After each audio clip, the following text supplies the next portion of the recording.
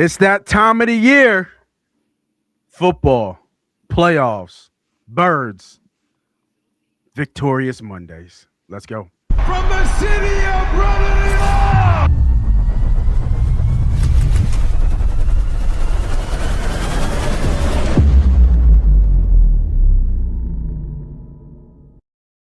Yes, I know.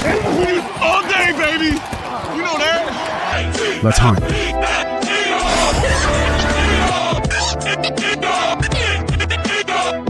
If we don't come together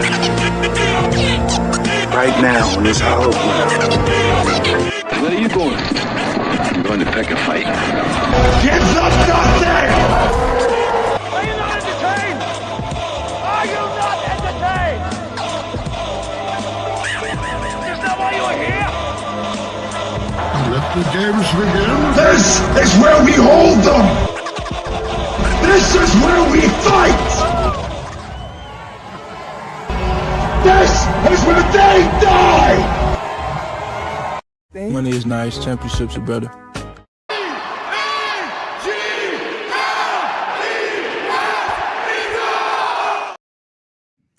Hey, man, I was just looking at those highlights, and man, it was magic last year. Jesus, Saquon Barkley looks unbelievable. This year, are the Eagles back? Are we getting it back? We'll talk about it. Welcome, everybody, back for another episode of Victory Mondays. I am the host. I'm the CEO. They call me Moss Money. And I got my guy with me, Ernie B. What's up, bro? What's happening, man? Happy to be back. Little two-game recap for us. That's always fun, especially when they're in two completely different lights. After the conversation we had, it's always fun to circle back, and it seems like for some reason our schedules and I don't know what we call it, I really don't want to use the word climax, but the climax of the season seems to be aligning with our schedules in the show, so it's fun. Yeah, for sure. And, I think you kind of talked about it, right? We had coming off that 3-game skid, now with a dominating performance against the Raiders. Shutout. First shutout, I think, since 2018 against Washington, I think I saw it was.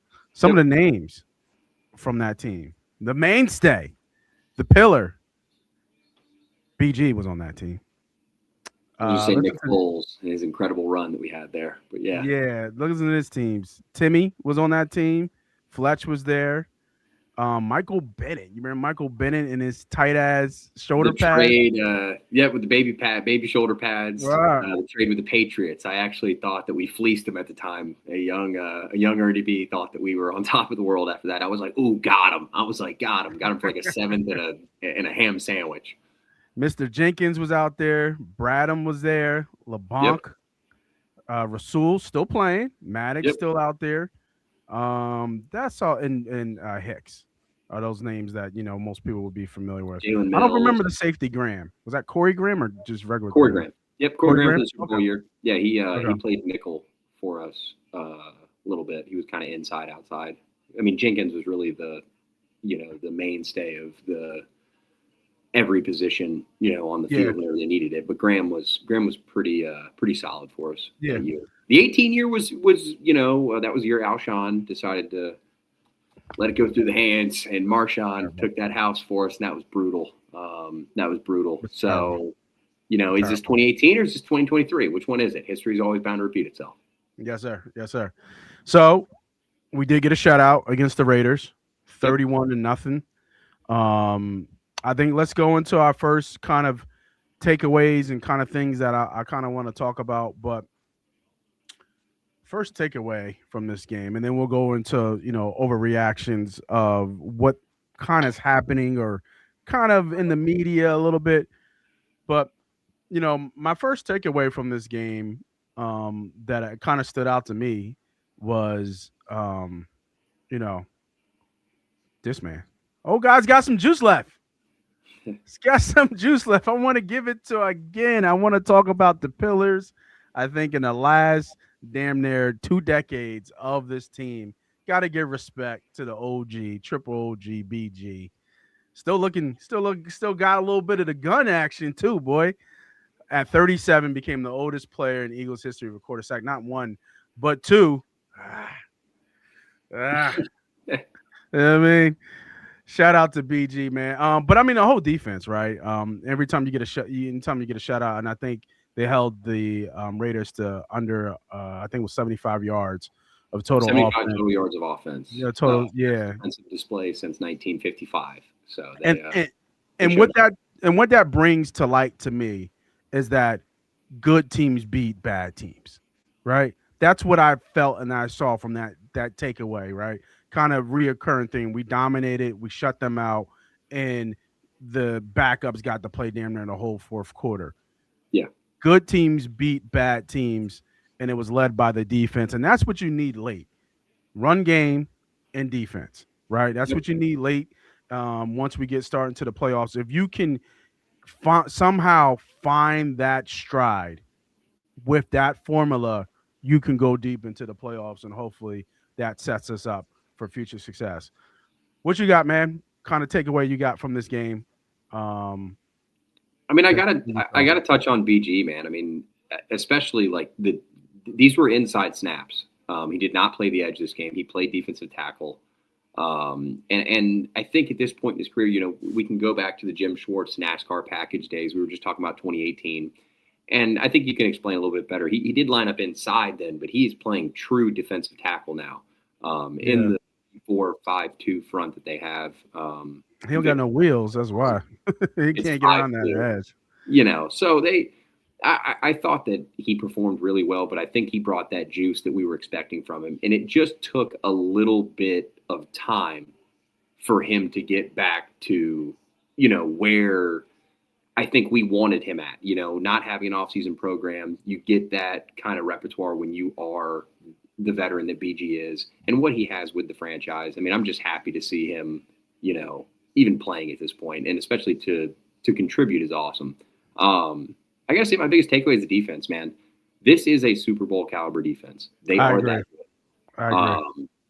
And the fact that, you know, Jahad Campbell's getting limited snaps, I think is a good thing. I don't think people should look at that as a bad thing. I think it's because Nakobe Dean's playing that well. You should not take him off the field.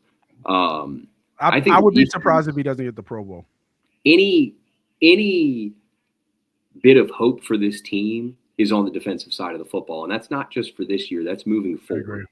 They have one of the best defenses in football, and they can turn this offense around however they want to.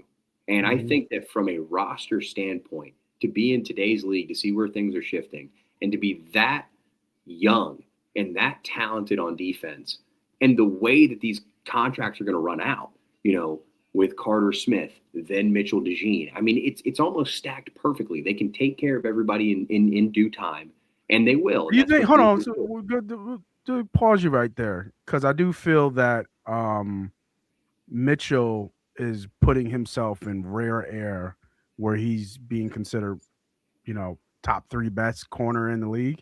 Do you really think they can do it all? Because he's got to get paid. I think he's going to continue on this more Darius Slay arc. I don't think he's going to really get his league-wide respect until he's a few years in the league. And it's interception-based. He's not. He's what he's doing from a coverage Revis, though? is top 5. Revis? But what's that? Like Revis didn't get picks? Well, I think that Revis also followed and did special things in a season in which, you know, it was a little different. I'm not ready to stamp Mitchell in his second year. No, I'm not saying he's Revis, but I'm just saying from the in the future, I think that yes, his contract is going to be handled just like Carter's. It's going to be top of the year. You know what I mean?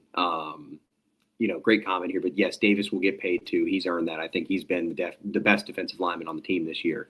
Obviously, Carter's the best, but Davis has been the best. Ojomo's had a really good year, but Davis has really stepped up this year. I don't care about the 13th overall Kyle Hamilton stuff. You can go back to BG on that. I think Jordan Davis is a legitimate nose tackle in this league, and I think he's perfect for what we want to do on defense. Yeah. But yeah, I think down the road, obviously Mitchell's going to be an issue contractually. I think he's going to have to be paid at the top of his position. But I think he doesn't get the league-wide national respect, mainly from the media, until he gets that payday. I do think he's that guy. I just don't think we're going to see that because of the lack of interceptions, the lack of the production. Now, if you really look at the true stats and the true data, you know, the nearest defender stuff and all that, he's fantastic. He's at the top of the league. But I think you have to be in the know to know Quinyon Mitchell. Yeah, I don't think I think the stat that's floating around. I know all the numbers, but the big stat that's floating around, he's the only corner with X amount of snaps that haven't given up a touchdown yet, if I'm not I think it's like mistaken. 500 snaps and no Yeah, touchdowns, something something like silly. that. It's Something silly. fantastic. I mean, it Yeah, really is. yeah. But I don't want to take away from what Cooper's done either. I mean, I think Cooper is a invaluable piece to this defense. Vic has kind of iterated that in certain ways. Hmm. But I think that they have this top two duo like they did back in the early 2000s. I think this Yeah. is the Sheldon Brown, Lito Shepard. They're good to go at that position for a while coming. Yeah, shout out to some new comments out there. Joe DeGressi P2J, what's up, bro? Dan Brady comes in. I know I'll put you up there. Crazy picture, bro. Woo. Do you think the Eagles have a chance in how to beat my Bills in Buffalo? It'd be a great You know, game. it'd be a Great really game. good game. It was great here, right? I was actually at that game when we went in overtime and Fantastic. It was a we beat beautiful. your Buffalo. It was an amazing Probably game. probably the best game I think I've ever seen live. Because Oh, I got this. it was beautiful. I mean, Yeah, that game was to see that not only live. did I get to see Hurts rise to the occasion in terms of being a gamer, but I also saw on the other side how really good Josh Allen is up live in person. It was So sick. special. So It special. was sick. Yeah, he was special. And to duel it out like that, and then to see the recognition that the two get, it's always Yeah, awesome. And yeah, then it's always, well, Hurts had the better team. Okay, yeah. we Well, he can, did. It's all good. you know me, I'm an Allen guy. Love Allen. Yeah, yeah. I Love love Allen. Allen too. So Yeah, I'm the first to tell you he's the best quarterback in the league, most talented quarterback in the league. I will say most talented. Mahomes is, they have some issues over there, but they'll be fine. yeah. So, to answer your question though, I think Ernie B's point, good game, high scoring Great game. game. Great game. Hopefully it doesn't matter. Yeah. So, yeah. I mean, Bills, I think showed that they're still legit because they went to Foxborough and beat New England. They shouldn't be. I mean, in my opinion, I don't think we should put a team like New England above Buffalo until they dethrone Buffalo completely. So in my opinion, Buffalo is still the AFC East to lose. I know the Patriots are probably going to win the division, but who's last standing, in my opinion, is what matters. Yeah. So I agree. And then we saw, I think that's Marcus, AFR game plan.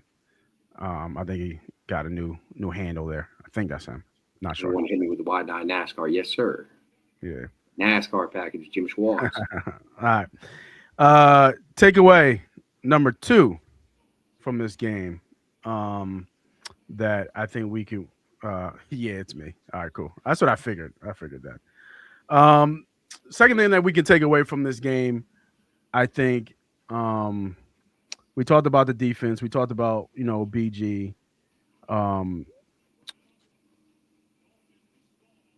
Don't know. Be honest. You got something for me? I was all on the defensive side.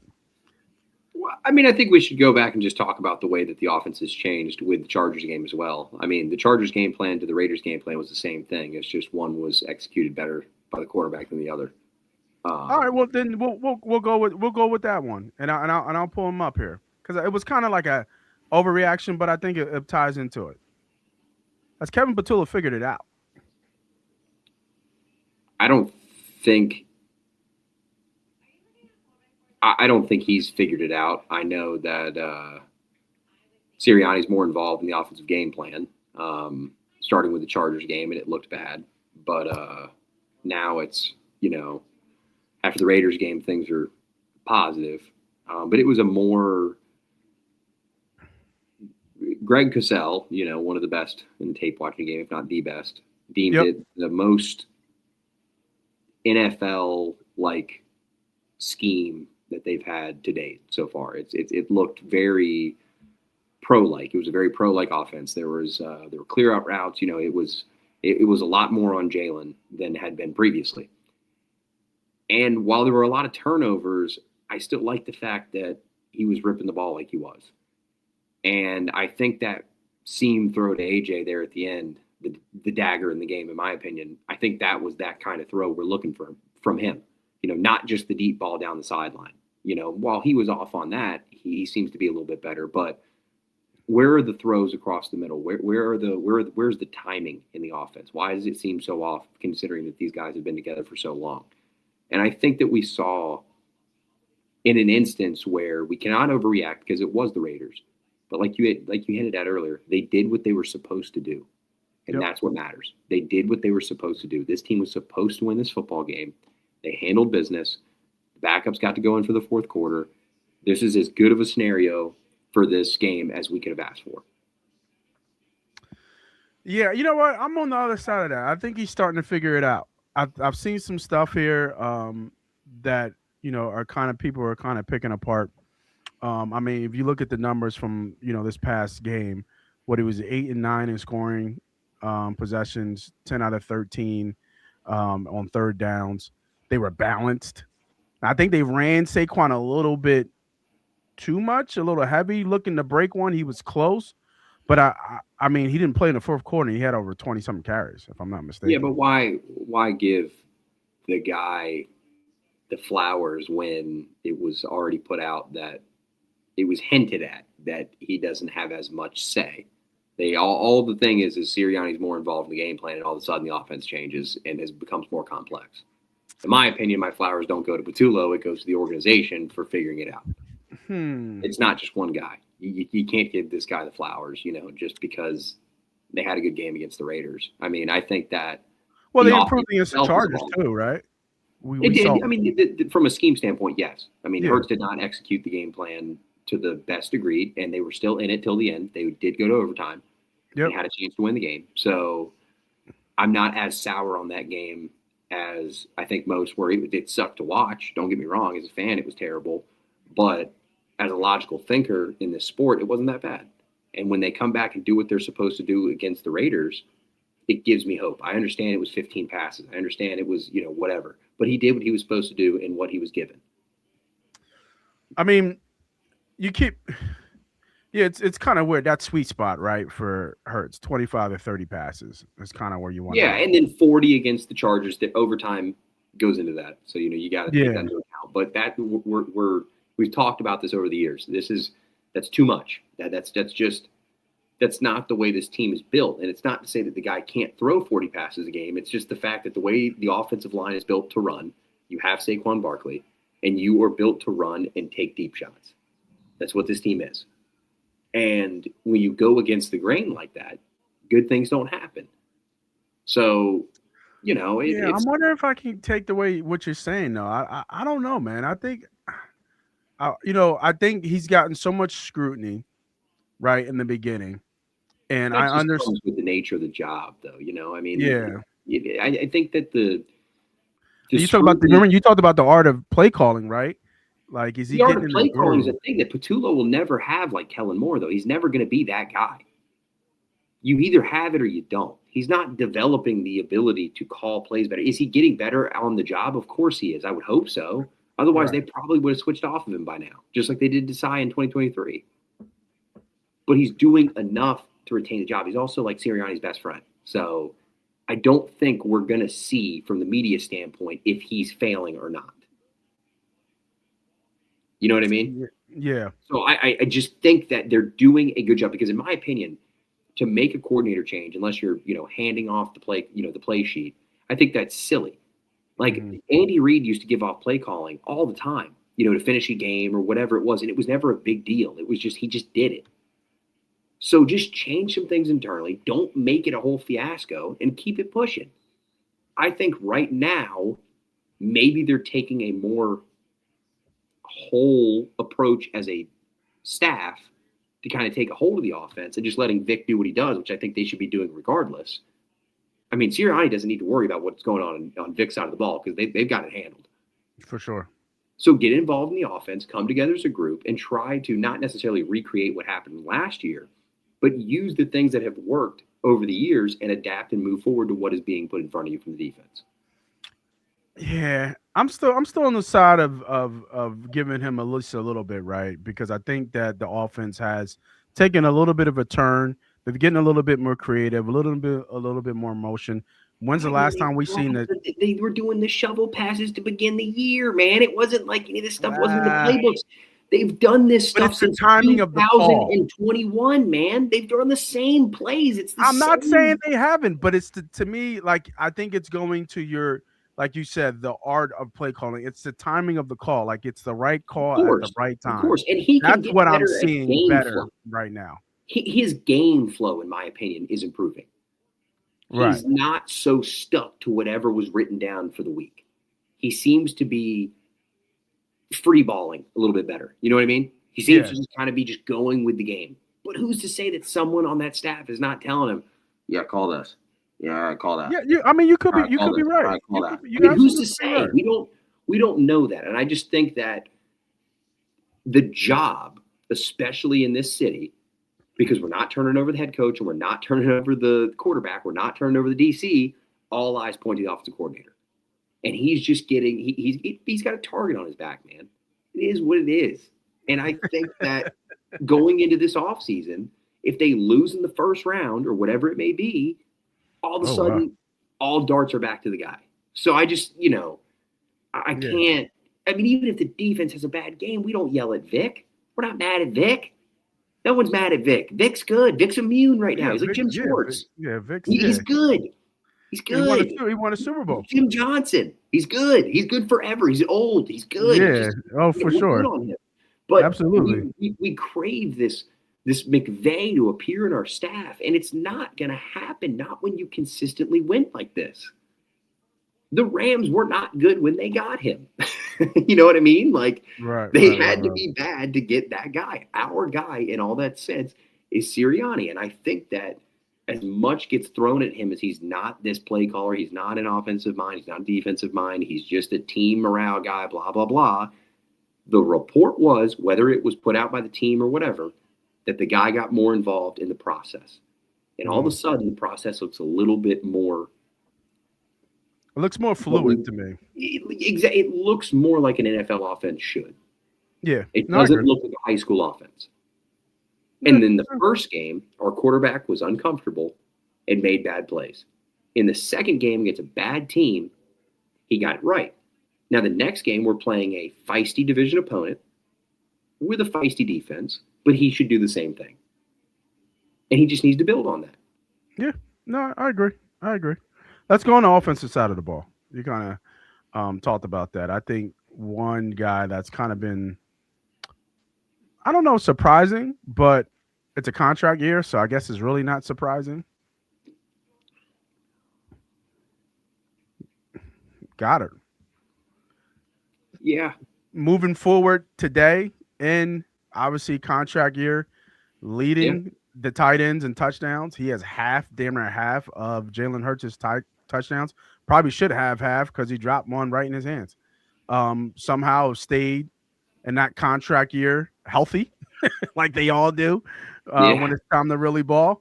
And he's been balling. I won't knock him for anything else but the respect that he's done this year. I've always been a critic of his because he can't stay healthy, but of course, contract year, he stays healthy on his way to double-digit touchdowns. So I put this out to you, bro, and I put to those everybody watching. And thank you all those. I see people jumping in and out. Make sure you hit the like, subscribe, all that good stuff wherever you are. Follow us on all social media platforms of Money Pot Sports Podcast. Do we need Dallas Goedert? I mean, the body of work. The rest of the year, or like moving forward. I mean, you think? Like just in general, like is he an integral part of this offense moving forward? Is he an integral part to Jalen Hurts being Jalen Hurts moving forward? Is he interchangeable? I think it's a damn shame that they got their mojo the way his contract aligned. I think it really is. Because over these past 2 years, outside of the injuries last year, I think we can both agree Goddard was crucial to the Super Bowl run. He led the team in receiving in the playoffs. I mean, he had the touchdown against the Saints, or the big play against the Saints that kind of set up everything. Yeah. Goddard he's a guy in that room. I think that Goddard was undervalued league-wide because of his injuries. I also think the price on Goddard from the Eagles side was a little high. Just went higher. Well, I mean, I just think that, with age and everything and what kind of money he wanted, they settled in a similar sense to Josh Sweat. And I think you're right. I think he capitalizes. I think he goes and gets paid. Mark Andrews just getting paid by the Ravens doesn't help Goddard's or the Eagles side of things when it comes to Goddard's contract. But as a blocker in what they do in the run game, as well as the pass game when he's not involved, he's a dude, man. He really is. And I think that Goddard's one of the most underappreciated players on this roster over the years. I really think he is. And, you know, when you make these money decisions and you go to throw away a guy like Gardner Johnson, who he's talked about on the back end, you know, it sure would be nice to have that safety watching him do what he does in Chicago. We've said it over the years, you know, that it's Isaiah Rodgers, you know, or Darius Slay. It sure would be nice to have that guy. I don't think we would have had an answer without Goddard, just because of the way the roster's set up. Calcaterra is not that guy, so the drop-off from Goddard to Calcaterra and every other dart they threw at that position did not work out. The second best tight end on the team is Cam Latu, and he's coming on pretty strong. And the fact that he was picked up out of free agency from the Niners on a futures contract, so he's kind of on like an undrafted kind of deal in a sense.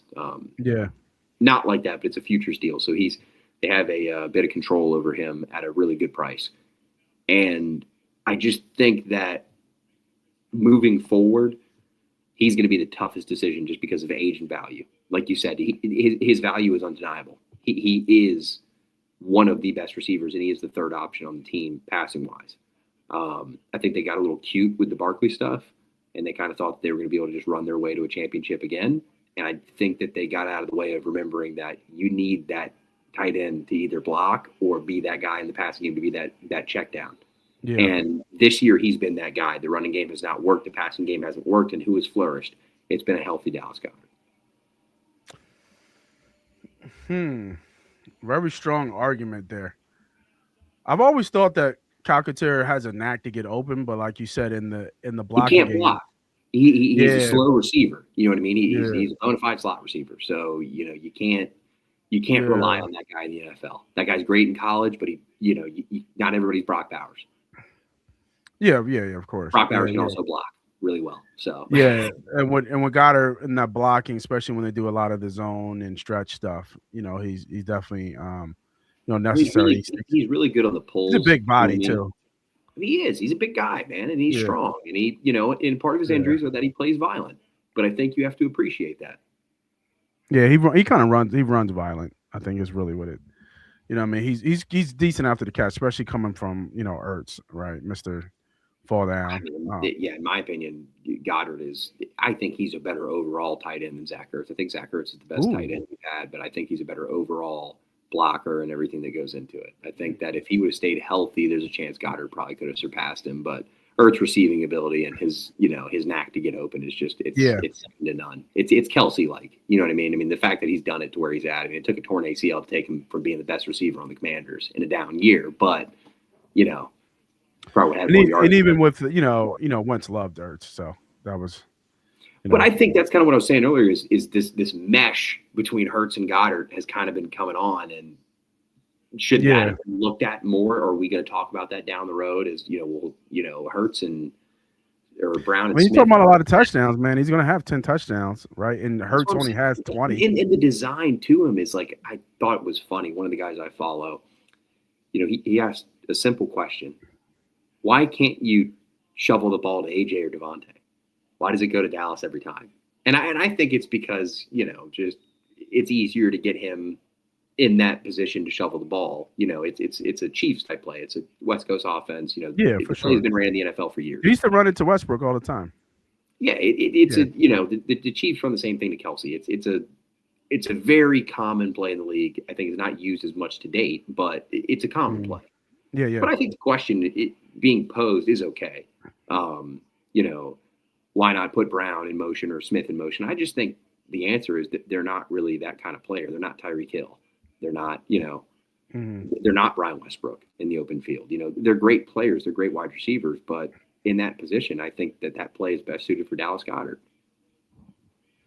Yeah, no, I mean, I think we definitely need him. You know what? I think we definitely need him now that I'm thinking more, because I was on the other side of this, but now that I'm thinking about it more, you can pick games this year where he was just the the He had them, but content. last year was more important, dude. He really in that playoff run. If you think about it, you Let's go look at back these numbers. Brown and Smith had the highlights, but Goddard was the guy in that playoff run. Chain mover. He's and we've always complained about Hurts and the check down. He finally found the freaking check down, and he's in a contract year. He won't throw to the running backs. We're never going to ask him to do that because every time he does it, he throws in the dirt.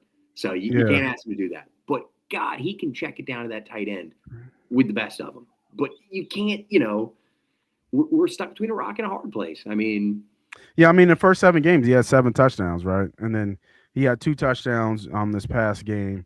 They went on their run where he really wasn't part, the whole AJ kind of saga a little bit there, getting AJ more involved in the offense. And then, it was Goddard who took the hit, right? It really wasn't Smith when you noticed that because Goddard would have a couple catches. So it was the targets that were going to Goddard started going to, AJ. But these last 2 games, I mean, you look at the numbers, 14 receptions, 148 yards, and 2 touches, and 17 targets.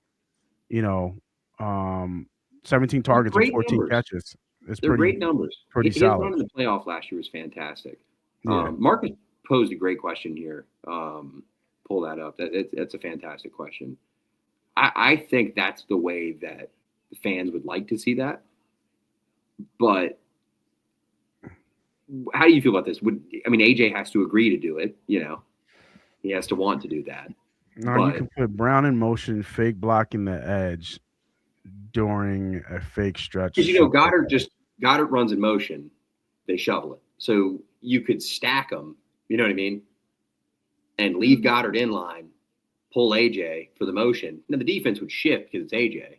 Maybe that's it, but then you could still hit. I mean, it's kind of on the edge player, right? Because some of those plays do get blown up if you have a edge who can get upfield really fast. BG blows a lot of those up. You know what I mean? Like even though I'm not the biggest Nolan fan, but Nolan would blow that play up easily. He's very good at that. Nolan's very disciplined. Yeah, like Nolan would get upfield fast. So you got to know that you got to have an edge guy who's not disciplined and put him in a position. You don't run that against Max Crosby. We'll put it to you like this. You don't run that against Max Crosby. But hell no. But the Commanders, I'd love to see you try that against them. Yeah. I know. I mean, it's a little too cute for me. Let AJ be AJ. Let him go dominate somebody on the outside and does what he does. And to your point, like that ball right down the middle. I think Marcus had another point. Issue. Adding a little slight tease to the offense, but the thing that he talked about, more crossing routes are happening. Yep. Attacking the middle a little bit more is happening. So and that's what I was kind of going back to, like the whole Kevin Patullo thing was just like you're starting. Whether it's somebody in his ear, whether he had a hallelujah moment, or whatever the situation may be, the flow of the offense is getting and catching a groove really at the right time. Well, yes. I think both sides of the ball coming off this game have nothing but things to build on. Like, I mean, it's stack the days. This is just take this win, put it over the Chargers game, stack on top of it. But I think one thing, Nate, that I think you could kind of put a little bit more on is just about what, we don't have to go too deep into it, but Hurts has trouble throwing over the middle, some would assume due to his height, right? He's 6'1", and we have the biggest offensive line in the league.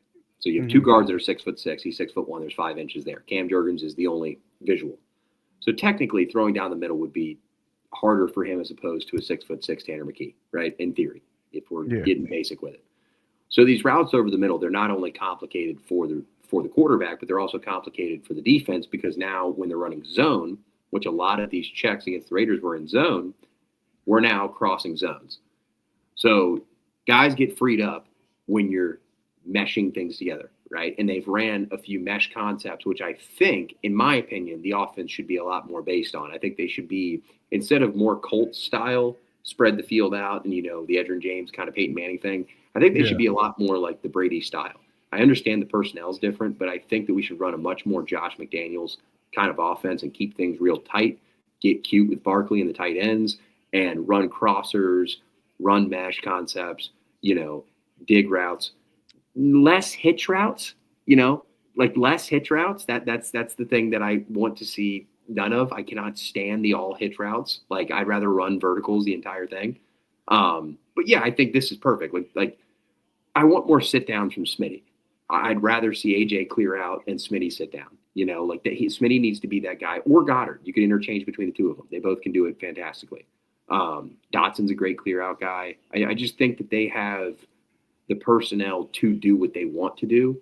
I think that we're finally seeing them execute it against the Raiders, which put an asterisk next to it. Trash. The Chargers were also the second best pass defense in the NFL.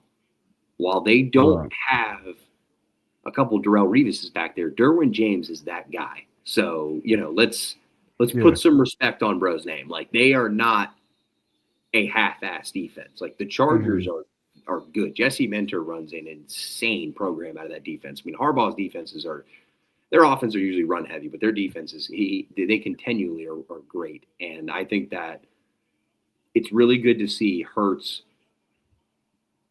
run through the brick wall like he has. You know, the issues that he had with the Chargers game, he talks about brushing them off his shoulder. In my opinion, in his past, we've kind of seen those linger, and he's gotten more conservative, but he let it rip. I understand it was 12 out of 15. I get that. But he let it rip. And it was that throw to AJ, I think, was the cherry on top, where I really, you thread the needle through the seam into what ends up being a triple coverage. The guys were out of place. You let it rip. I'm not sure if he signaled to it, if he did the little pistol go, but it looked like a guy that was in full control of what was going on. Yeah, no, I mean, I agree. That was a good ball to AJ right there, wide open. Good route. Like I said, everything flowed. And you talked about Jalen, right? Bringing up, kind of Jalen Hurts right now. And the one thing that we're seeing, and you see the good and the bad of that with Jalen Hurts, is should they run Jalen more, right? We saw some RPO concepts came back a little bit more. We saw Jalen able to do some things with the ball, just a threat from a running perspective, not just have him sitting back there in shotgun and just throwing the ball, but just to know that Jalen Hurts still has, some legs back there and he can still hurt you with his legs. He obviously got kind of caught trying to, kind of wiggle and try to shake somebody, and his leg got caught. Devin White on that. Yeah, his buddy. Yeah. So, I mean, that was obviously, it looked like he got caught and then he got up a little, gimpy, but, obviously he finished. Then he threw the AJ touchdown after that, so I was okay. Yeah. So, but to the point of, should we be running Jalen more, because that is what got us back to the Super Bowl last year, and him being a threat as a runner, whether it's 3 yards, 5 yards, or he breaks one for 15, changes his offense's complexity and identity altogether. I think the only thing I'd say is I agree on all notes above, except I think they're trying to be more like 22 than 24. I think that with Jalen running more, he ran a good amount last year, but it was less because Barkley was so successful. Yeah. So I think that they're aiming for more of 2022, because 2022, Jalen's legs freed up everything in front of him. It freed up the run game for Miles Sanders, who had a career year. It freed up the passing game. A lot of the routes that we're seeing that are challenged now, if you can go back to 2022, you can watch some highlights. Those guys were wide open. So I think that the run more Jalen, that's up to Jalen. It's well documented. You can see it online. It's all over wherever you want to see. Designed runs are, because of his injuries, don't seem to be the thing that he wants to do more than less kind of a deal. And I think that that's perfectly normal for a guy in his stage in the league. Wants to protect himself a little bit more, which I think is perfectly fine. But I do think you're right. I think his legs are crucial for this train to keep going like it's going. If he's not willing to put his body on the line for this team, which I know seems like normal football, but again, where he's at in his career, coming off Super Bowl MVP, he's been paid, he wants to be great and he wants to win championships, but he now realizes that it takes him. And I think it more exemplifies the fact that this isn't just Jalen and his toys. You know what I mean? This isn't all the Lamborghinis in the garage for Jalen Hurts. Sure, he's got a lot of nice cars in that garage, but he'll drive anyone like he stole it. And I think that this dude really fuels everything we have going forward. And when he's bad, we're bad, offense and defense. But when he goes, we go.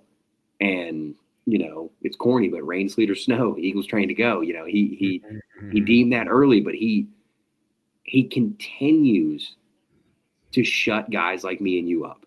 And I know we're not of the usual suspect, but he continues to just time after time, he'll put something on tape that is just ungodly. And then the next game, it's like, all right, you did everything you were supposed to do. Yeah. You walked away with a win handedly, the way you were supposed to win that game.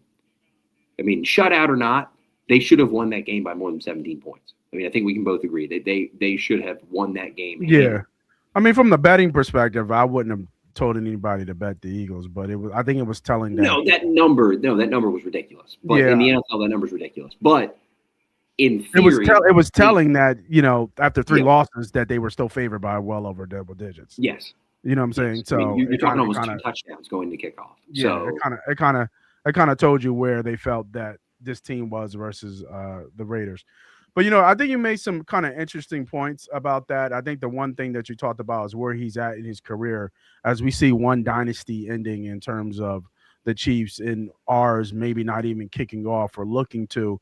I think part of that legacy is there, like kind of what you were kind of talking about in terms of championships, in terms of, where he's at, kind of really like hitting that prime stride, wanting to show that he can beat you with his mind, wanting to show you.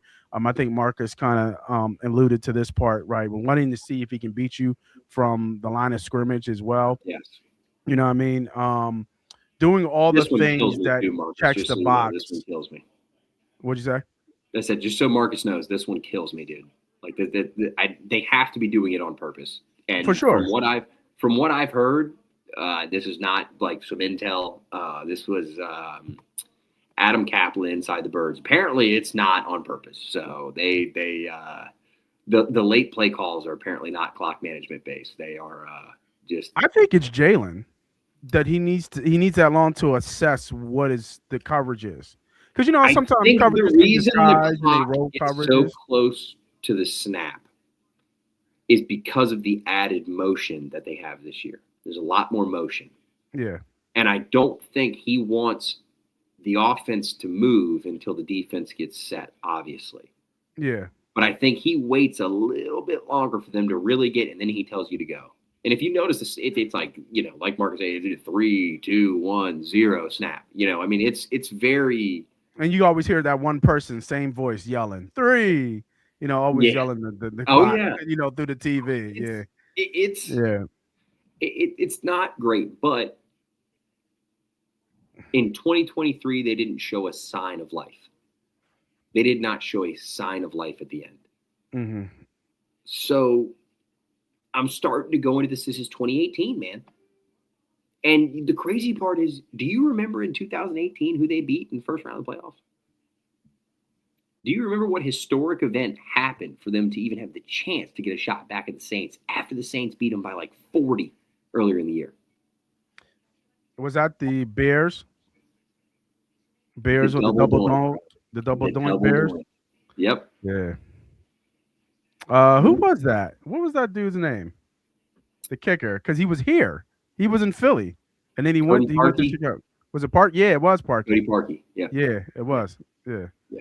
I was thinking Dicker, but it's not Dicker. Even though Dicker just killed us with the Chargers. Yeah. Yeah, Dicker's a beast Dicker's now. Fucking awesome. Dicker's fucking awesome. If I had to choose between Cameron Dicker and Jake Elliott today, I'm sorry, Jake. I love you, man, but I would take Cameron Dicker all day long. Yeah. He's been booting it all crazy. So, but I mean, I think you would agree with me. The vibes of this team give off more of 2018. The gas tank's running low, but they've got a little something in them. They do. They do. You see it there, and then when you look at the landscape, the NFC, I mean, any given Sunday, but I mean the injuries, right, late to big time players. I do believe the Rams are a better team. I do. Yeah, we talked about this. Rams I are don't better think this team can beat the. I don't think they can think again. beat the Rams. Again, like I just said earlier about the Bills and the Pats, you need to beat me to say you can't do it. You know what I mean? Like this is true, and they beat the Rams earlier this year. So they have a solid upper hand right now. And Bills, Commanders just shut down Jaden Daniels for the year. Yeah. So it's the Mariota show, who they know very well. So those games are going to be feisty. I don't want anybody to think that those games are NFC East. NFC matchup for sure. It'll be dogfights. It's going to be a fight. But I genuinely think they can come out of that pretty positive, win or loss to the Bills. I really do. The Cowboys losing to the Vikings was a blessing. 6-7. Oh gosh. Dude, I'm younger than you. I don't even understand that. I can't. My buddy's son did it to me the other day. He was I was like, I'm looking at him like this. I'm like, dude, what are you? I remember the monkey nut celebration. You know what I'm saying? Right. Big, but golly, man, I don't know. That's funny. I know. I just lost all our viewers when I said that. So my bad. But I think it's a great transition, right? To now the big, kind of, I think, overreaction that's happening right now in the media and the kind of sum up everything we talked about. And I think you kind of said it, earlier today. The Eagles trained to go.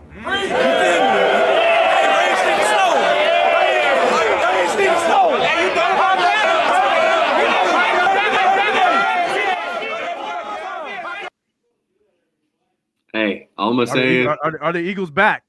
All I'm gonna say is that boy was hungry with no beard, man. When he shaved that beard, he was different. Right? Yeah. When he shaved that beard, he was different. Yeah. Yeah. Are the Eagles back? No, they're not. They're not. No, they're not back. They're not what they were. That thought of a dynasty and all that, it's out the door. But I do believe that they have a chance to do something. I think they really do. I think the team is. So talented to the point that I don't. Like I said, I think it's gonna be 2018, man. I think they're gonna. Sirianni always talks about a heavyweight boxing match. I think they're gonna heavyweight boxing match their way into the playoffs, and we'll see how it goes. Maybe the Rams smack us out in the NFC Championship. You never know. I think the momentum will be the Bills if they beat the Command. I mean, I feel pretty good that they beat the Commanders. I don't even know what the line is. I haven't even looked that far ahead. But I feel they'll beat the Commanders. But I think the benchmark, right? That's a kind of a revenge game for Buffalo too. I think they remember that game. What was that? A year ago or 2 years ago? No, it was last year. No, it was 2 years ago.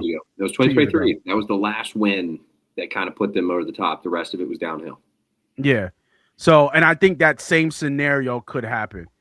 They beat Buffalo at Buffalo and get on this little bit of a run, having win 3 to 4 games coming into the playoffs, because I believe at the last game, they're not going to want to take that loss. They're not I don't know. Unless the division's clinched. If the division's clinched, then they're just going to play the backups in Week 18. So let's talk about that. Do we know? I don't even know. That's a good call. I didn't even look up the scenarios for them to clinch the division, because technically it's a 1% chance that Dallas gets in, right? So hold on, is it a win and they're in, and a Dallas loss? It would have to be, right? That would have to be the first scenario. Well, they have 2.5 games on Dallas now with 3 games left. So I believe so. 1 win and they're good. Yeah. So when and they clinch the division against Washington. Maybe with a Dallas loss. I think Dallas might need like a win and Dallas loss. That might do it. Yeah. I think Dallas is a little bit of a pancake game.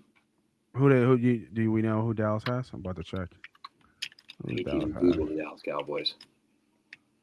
Nobody looks at they got the Chargers. Yeah, they'll probably, knowing the Cowboys, they'll beat them 45-3, but that's just what Dallas does. Chargers, Commanders, and Giants.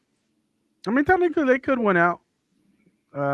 and it'll force the Eagles to play. Um, Possibly. Yeah, possibly. They Possibly. could. That's a very possible scenario. I Yeah. think it really could happen. Right. Like you said, I mean, this Bills game is either going to be worth everything or nothing. Yeah. Yeah. And I think that hype train of the scenario, just like 2 years ago when they beat Buffalo, I think that same scenario could come full circle. If they beat Buffalo, then you'll start hearing about how the champs are here. And you can't count them out until it's all said and done, which is very very very true. Looking at the standings, I'm sorry, as we sit here This is right the now. last time the Bears were in the playoffs with 2018. I know we can't look that up, but I'm just curious. I don't know if they've been in the playoffs since 2018. So the fact that Bears? they can get in the playoffs and we're coming off a Super Bowl run, that's NFL at its finest. Yeah, nah. Right now we have Rams are first, Bears second, Bears Eagles second, third.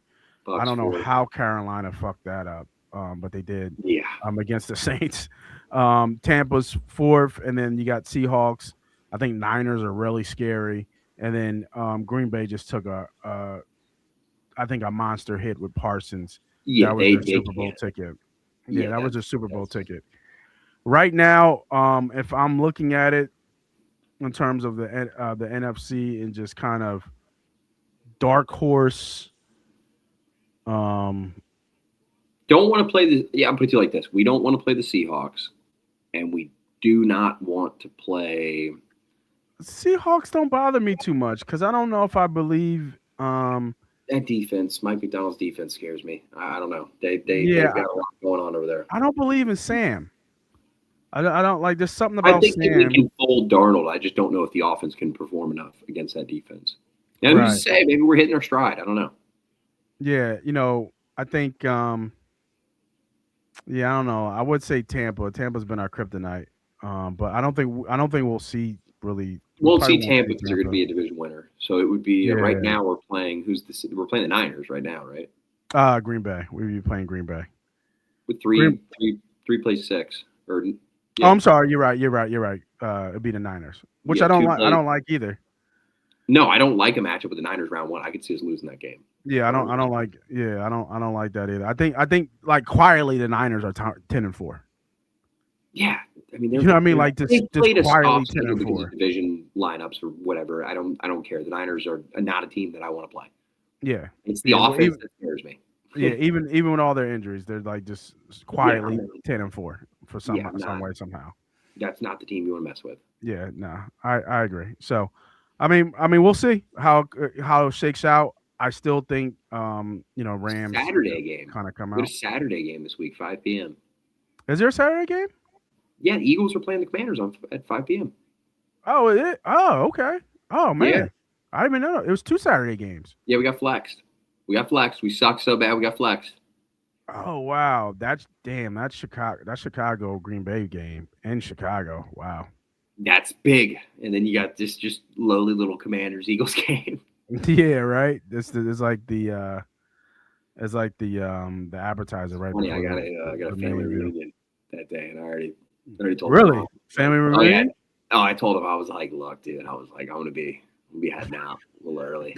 I gotta. I'm gonna be trash, mom. So I said, look, dude, no, I have that before the game, so I got to go to that all day, and then slither out for the game, and I'll be like, look, dude, like I can't miss a snap. Like I need. I'm telling you, dude, when the backups got in, I was so happy just to see. Yeah. And I want to see the reps. I want to see live NFL reps. Like preseason's cool, but when you actually get in, like, that's just, it's different. You can really go back and see how some guys fare. And like you see a guy like Cam Latu that's moving starting defenders off the ball, and it's like, yeah, I would really like to see that guy, get more tight end 2 snaps than watching Greg Calcaterra get mauled by any defender in the league. Yeah, Eagles are favored by 7 in that game, so we will see against the Commanders. We will see how everything shakes out. Right now, we didn't do any really updates, but right now, Steelers up. On the Dolphins 7-3. I like the Dolphins this game, so we'll see if the Dolphins can come out of a little bit of the funk they're in and get some. They're going a 4-game win against the streak, Steelers. man. They're kind of Yeah, I like the they're Dolphins kind in of this hold on game. for dear life. I mean, Yeah, I I think- don't, the I thought- McDaniels to Philly talk is, is simmered so thoroughly. Yeah, and I If thought you- first of all, one little Pittsburgh take, got though. lucky against If you Baltimore. think that McDaniel would work with Sirianni, you're crazy.